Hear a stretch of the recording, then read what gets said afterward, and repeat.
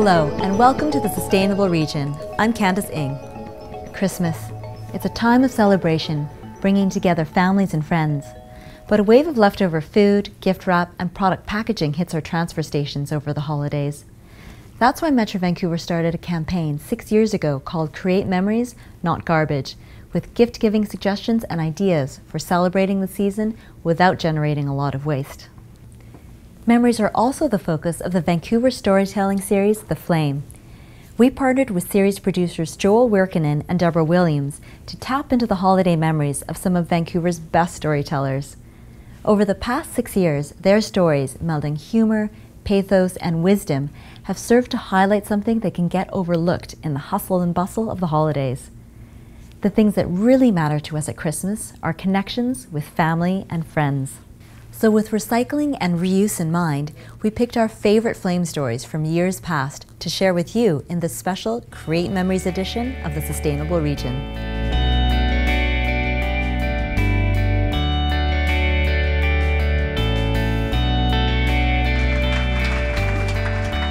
The theme for tonight's stories was, of course, holiday memories. And so I'm going to speak, perhaps paradoxically, of one of the only Christmases of which I have virtually no recollection.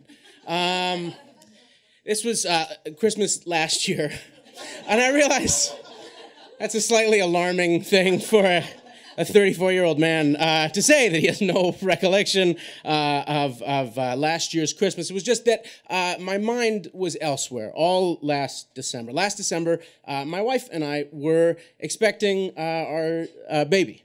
Our due date was December 22nd, and when I say our due date was December 22nd, I mean my wife's due date was December 22nd, and I was her ride to the hospital. Now, I knew going in that due dates were not gospel, and everyone lines up to tell you that. There is nothing that brings out more irritating, unsolicited folk wisdom than a pregnancy. The point being that even though you know going in that due date doesn't mean that that's the day that the baby is going to drop from the sky into your arms, it is almost impossible not to snap into sentinel-level high alertness the moment the clock strikes midnight beginning, especially if it's December 22nd, right? And like me, you love Christmas, and you're pretty sure you're gonna love this baby, and it's gonna be the baby's first Christmas. Except that December 22nd comes and goes with no baby. And then December 23rd. And then it's Christmas Eve, and then I start to panic because, well, if the baby comes now, we won't do any Christmas stuff. We'll be in the hospital, there won't be a tree. Will it be baby's first Christmas if there's no, and also how am I going to get stuffing? Who's going to bring stuffing to the maternity ward? And then I calm down and I think, wait a minute. We're getting closer and closer to midnight. This baby could come on December 25th. And how great would that be? December 25th, she would share her birthday with the two messiahs, right? Jesus Christ and Justin Trudeau. And it's kind of, you know, the name that we've chosen is, you know, kind of Christmassy, right? Josephine, and Joseph is, he's a minor Christmas character, but he's in there. And anyway, it's all a moot point because December 25th comes and goes. It goes by in a total fog. I'm nervous, I'm ornery, I'm pouting through the whole Christmas. I don't remember any of it, but my wife says I got into a fight with my cousin because she spilled wine on me. But I was just sullen and angry that the baby wasn't here. All great signs of the emotional maturity that I was about to take into fatherhood. Boxing Day comes, no baby. December 27th, no baby. Then the 28th, and then the 29th, and then the 30th, no baby. Now, when you're 2 or 3 days past your due date, you're on tenterhooks. When you're 5, 6 days beyond the due date, you're pulling your hair out. When you're more than a week past your due date, you turn to your partner and you go, hey, remember when we were going to have a baby? That was so weird. The morning of January 2nd, we arrive at the hospital, and this is the hospital visit that's the you don't leave until you have a baby visit. And they give my wife oxytocin to induce labor, and it brings on waves of very powerful, very fast, and very painful contractions. So my wife gets an epidural. If you're morally opposed to epidurals, congratulations. We loved ours.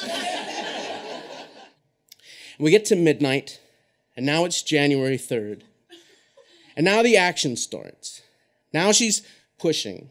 But now it's scary because when she's pushing, the baby's heart rate on the monitor is plummeting. And that's relatively normal. But what wasn't normal was that the heart rate wasn't coming back up. And so at this point, the mood in the room is starting to change.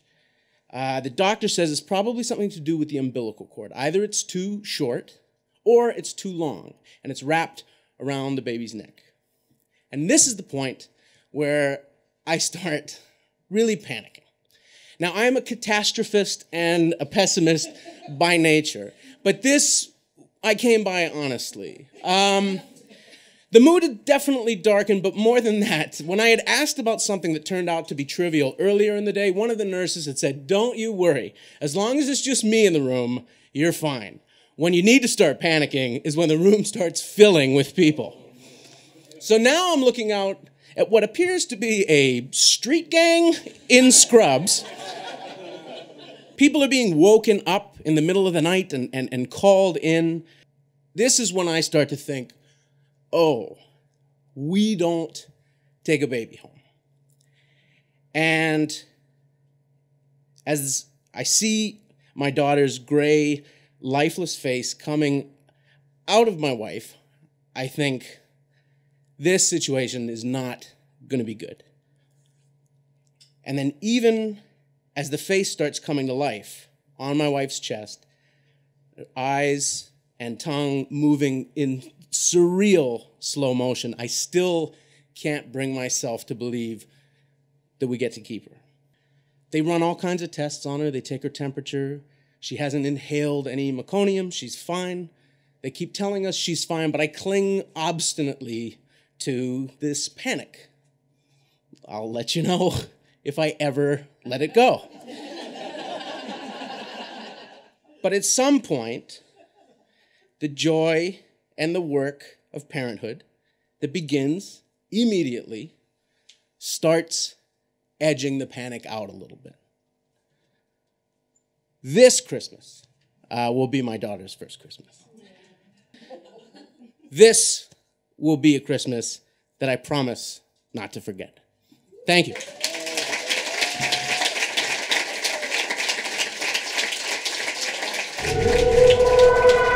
This year, create a Christmas memory. Knit a sweater, pass on your favorite novel, or organize a romantic dinner for two. Give a gift that will last a lifetime. Get ideas at creatememoriesnotgarbage.ca.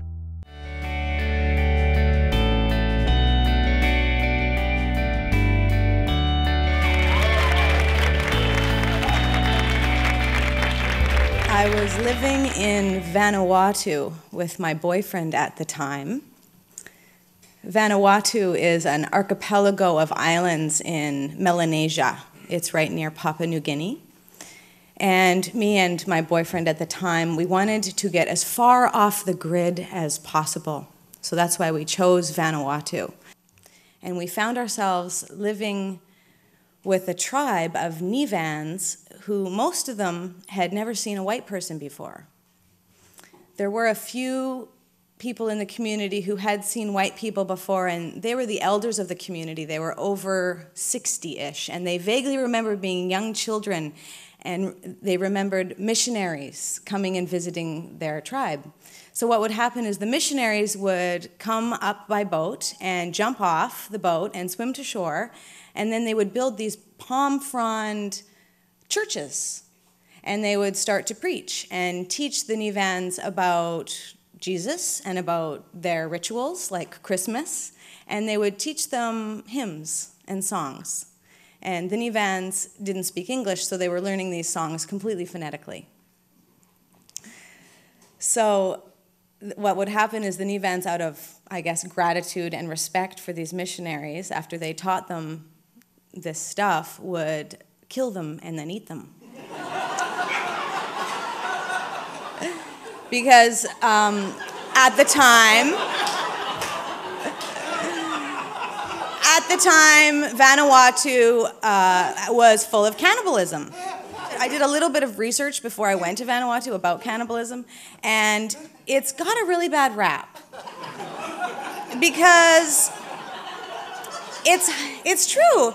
It's highly organized, and it's a ritual, and it's an important spiritual event in the community, and it's organized by the shaman. What you're doing when you're cannibalizing someone is you're ingesting their power and their intelligence. So it's a form of great respect, right? You don't cannibalize a dumb person, right? So then the Nivans told us, you don't need to worry. We will not be cannibalizing you. We had it outlawed in the 60s. We're not allowed to do it anymore. We don't think you're smart. You don't have anything to offer us. And also, white meat is very, very salty. That was told to my face.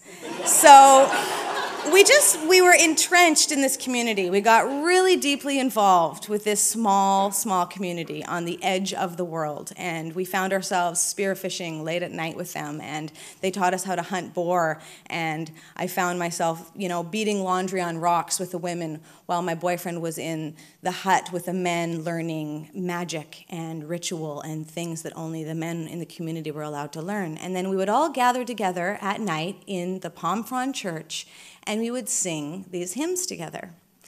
And like I said, they sang them phonetically, so sometimes it was really funny. It would, "Oh, holy night, the stars are brightly shining.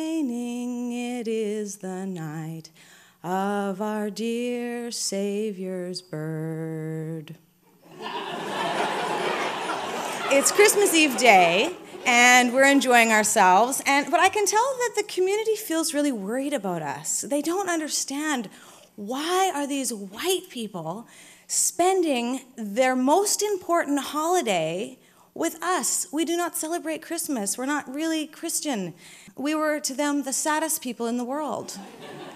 And so all Christmas Eve day, they brought us gifts. They brought us eel to eat.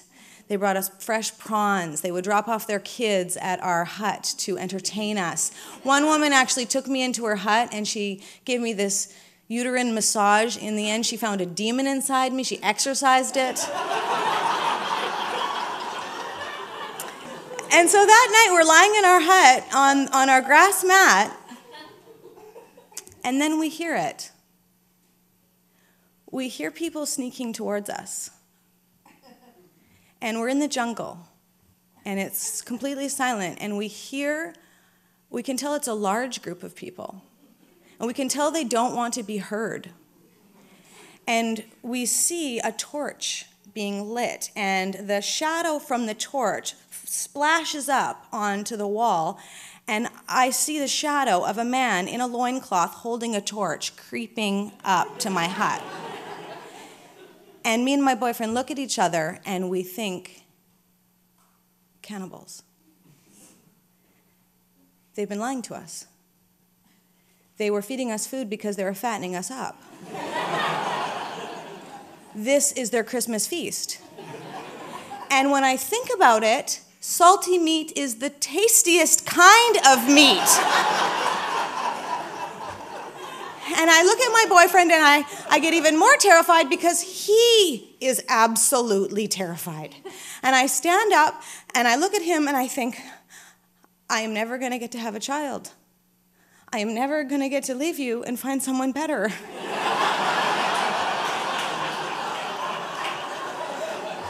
My mother will never find my body.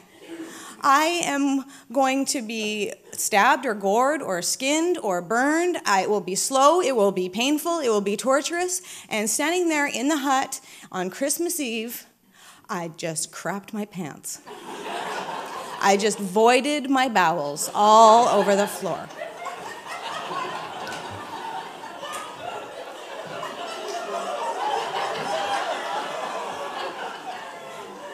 And I don't know,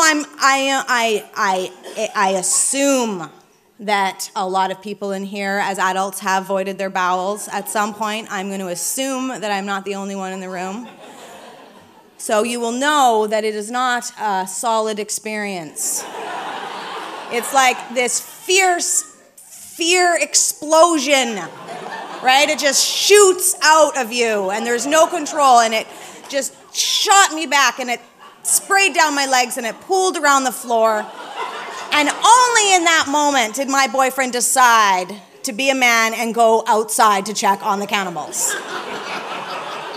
So he opens the door to get a breath of fresh air. And I imagine him just getting a spear in the belly, right? And getting slammed back into the wall, and I think I'm never going to see him again.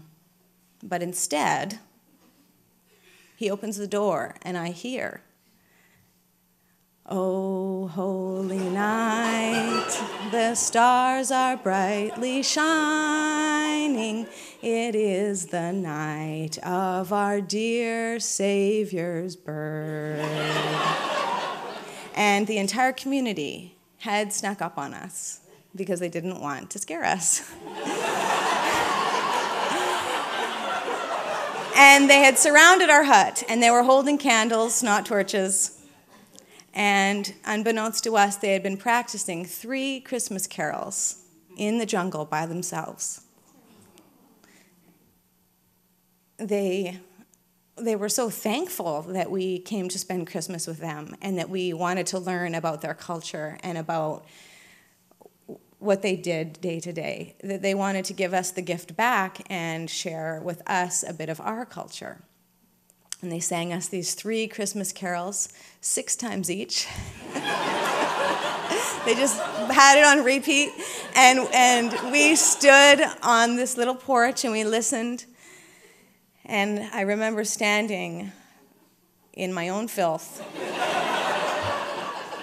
on the edge of the world. And I have never felt more at home. Thank you.